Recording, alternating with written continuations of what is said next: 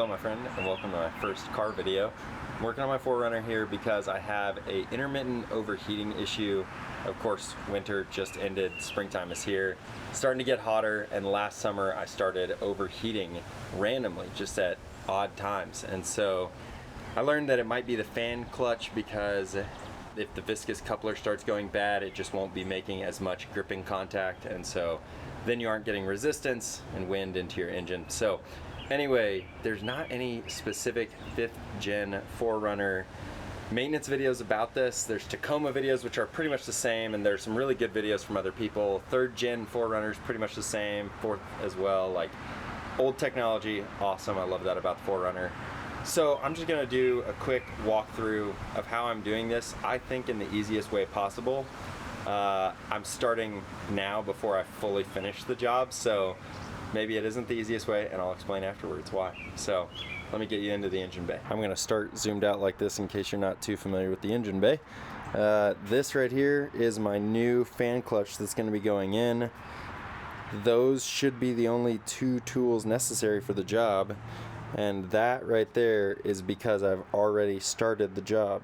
So I'm gonna point you in here and you will see. So when you're looking at the engine bay, you've got your fan shroud, which is right here, and then deeper in you have your fan clutch, which is the silver tines looking material, and those are your 4 bolts that hold your fan shroud. 2 of them are visible right there.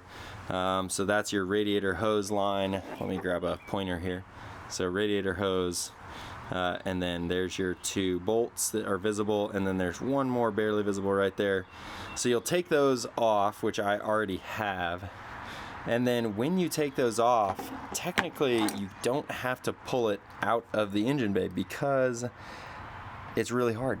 This is just too tight of a space to have to pull out of the engine bay. So I went ahead and just took this off as a test, because other videos so far have all pulled the fan out, because this is your fan clutch and it has the viscous coupler inside of it that mechanically makes it spin the fan. And so I already took it off, and you can see that. And then you actually have visibility, and I'll get closer, to remove the 4 bolts on the interior that hold the actual physical fan onto the fan clutch. So I'll dive into that and show you those 4 bolts.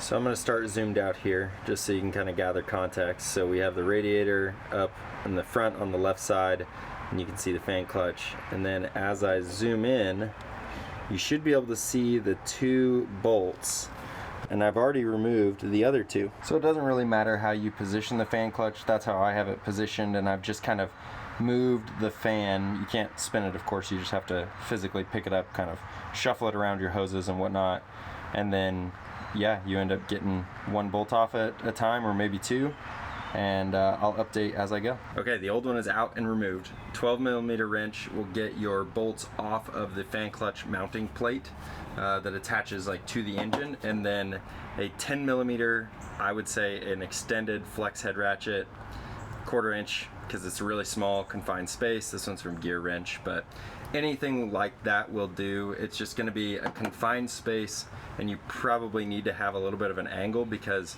I don't think you could fit a full size like socket or wrench in there. So that's what I used, and I'll show you the old and the new one right now. So of course this is the old one, you can tell, and you know, the coil is a little worn out, just slightly worse for wear. The thing it's hard to demonstrate on the video, there's other videos of this, is that when a mechanical fan clutch starts going bad, you will see it spin freely or more freely, whereas this one, brand new, looks shiny and nice, will have a bunch of resistance, and so it's not that discernible. But I even had this diagnostically checked by my mechanic, which, by the way, this job is so easy to do, and they quoted me a decent bit for it. All you have to do is get in here with basically 2 tools, and yeah, they quoted me a bunch for this, and the part was not very expensive. Aisin Aisin is the Toyota manufacturer for most of the cooling components, I believe, and so I went on Rock Auto and got this a few months ago actually, and then I just didn't install it during the winter time because I figured why use the wear during winter. So anyway, old out and the new will go in. I'm going to show you real quick the fan on the inside. So here's your fan, and with a bunch of finessing you can probably get it out. I actually wasn't quite done yet, and you can see how dirty that is. That is nasty, and it's all falling into the engine bay. That's okay. So I'm going to clean this up, but then I'm going to put this back in to the fan shroud before I install my new part, because it just does not go in together. This is not a one-piece assembly, because then you'd have to remove everything, and I don't need to do all of that today. If you want to do a coolant flush, if you want to do those things while you're at it, you might as well, I guess. I plan to do those in a couple of months with my diff fluid and all that. So anyway, there you go. That is your fan that tucks right inside of your fan shroud, and it gets dirty in there. Okay, we have a clean fan now, which is not necessary at all because it doesn't need to be a clean part necessarily, but I'm going to show you how to fit this thing up because I accidentally just did it the wrong way, even though I should have realized it because I took it out this way. So when you take it out, you'll be removing those 4 bolts, and you don't have to worry about them like falling down into the engine bay or anything, because this little clip will catch them, or this little ledge here. So anyway, that's how I know that I'm installing this right, is because I didn't worry about them falling down in. So there's the new part, and that's how that's going to mate up, but I'm going to do this down inside of the fan shroud. I do apologize that there's not an abundance of light in here, but I'm going to show you reassembly because I didn't show disassembly. So with enough finessing, getting the fan back in is easier than getting it back out, but that's where your fan sits, and when it sits like that, where it's at an angle up against the engine, that is how you can access the bolts from the inside. Using your long flex head or something similar, you can get on those bolts even when your fan clutch is on it. That's how you'll do that. So now getting the fan clutch in there is probably trickier because you have to get around the radiator hose, which is right here. But if you go lower, the radiator hose is more flexible and you can get past. So there you go. So once you get past it, then it's just a matter of lining up your 10mm bolts, and this is going to be a little tricky because I'm going to need to get one started. So yeah, use your magnetics parts tray, don't lose any of these bolts. So I'm basically going to try to pinch this together and get one of these started. Let's see here, how do I do it? So I think I'm going to use my left hand to hold it together, and my right hand has better access. So my left hand is holding it together on the back side of the radiator, and I got one started. So yeah, there we go. So now it's just a matter of getting these others in, and I'll leave it rolling so that you can see the real struggle of someone on YouTube instead of just watching parts magically fall together like they always do in videos. So other things I'm thinking about right now, I'm probably not going to torque these to spec. I'm going to get them good and tight, and I'm pretty sure they're going to stay together. So who knows? What do I know? I'm not a mechanic and I'm young, so maybe they'll fall apart. I'll have to fix it again, but I think good and tight is going to be all right. So this is actually not too challenging. If you got longer arms, that's going to help, I will say, being 6'3" has its advantages, so longer arms right now is making it easy to get down on these bolts. I do think if you want to make this job really, really easy, you can remove the fan shroud, and just remove the fan shroud. But then you have to take off at least this hose. So I think you would only end up having to take off this one hose. Maybe you could just put pinch on it, but you probably can't see that on the video anyway. So now that I've got all 4 of those started, I'm gonna go in there and tighten them up.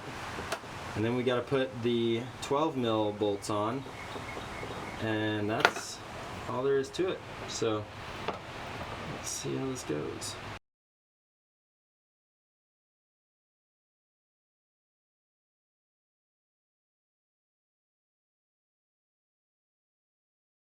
One thing here quickly too, to say that I did vacuum out the fan shroud. I just got my shop vac and attachment and went in there because it was pretty messy in there, and so the fan was super dirty. The fan shroud was really, really, really dusty. I don't know how much of that contributes to a dying fan clutch, but I did it. So that's something else just to mention that I was in there for. So you can now see that these two are connected. When I move it, they move together, and that right there is what I'm gonna need to get mounted up to those bolts, and that's gonna be a 14 millimeter wrench, and we'll see how that goes. This was doing the 10 mils on the front was difficult but not impossible. Again, longer arms and a extended reach wrench is probably gonna help you out. Always. So those are my bolts right there.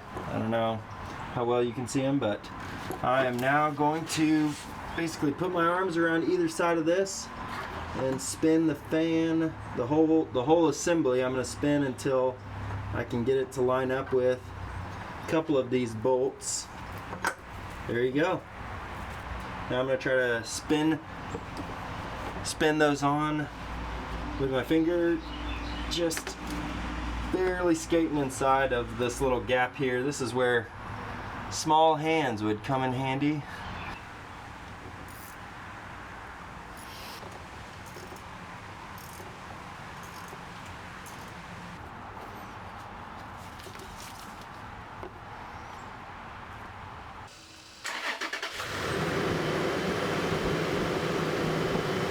That's pretty much it for this. The reason I recorded actually the startup of it was for me, because I wanted to see that the fan didn't have any wobble to it and that it was starting up, spinning, everything worked right, because the fan always spins on startup. So a couple last things that I just want to go over basically is why did I do this? I said that I was intermittently overheating. Essentially, I started to overheat after a very, very long road trip, and I was parked, and I was very confused why parking after a long road trip would cause intermittent overheating, and the temperature was about 90 degrees Fahrenheit, and I'd never dealt with overheating like that, and then this was on a road trip too, so I didn't have any way to resolve it, which was a bummer. But essentially, I learned that a couple of weeks prior, the reason that my air conditioning was starting to fade in higher temperatures when I was idling it, parked in a parking lot, my air conditioning was starting to fade. I would start losing my air conditioning. And then I took it to a mechanic, and this was after I got home from that road trip. The mechanic works on a lot of old trucks, vintage cars, and so he deals a lot with mechanical fan clutches, and he basically threw the fan one time and he told me that it was the fan clutch. And it also makes sense with all of the other symptoms: intermittent, kind of random, higher temperatures outside, no radiator leaks, great pressure in my radiator, no weeping from the seep hole of the water pump. I have no other symptoms of any other form of overheating, but these mechanical fan clutches with the viscous coupler just start to wear out over time.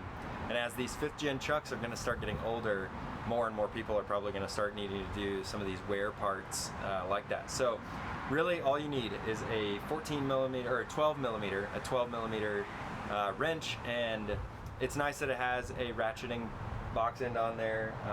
So that was handy. I don't think you could get on it with a socket. Maybe there's other tools that are great for that, but then a 10 mil, and I think it needs to be on some sort of locking flex head because you need to be able to get in a really tight space. And then to put it back together, you have to get finger tight. It's nice to have small hands, long arms to get down in and around the fan shroud.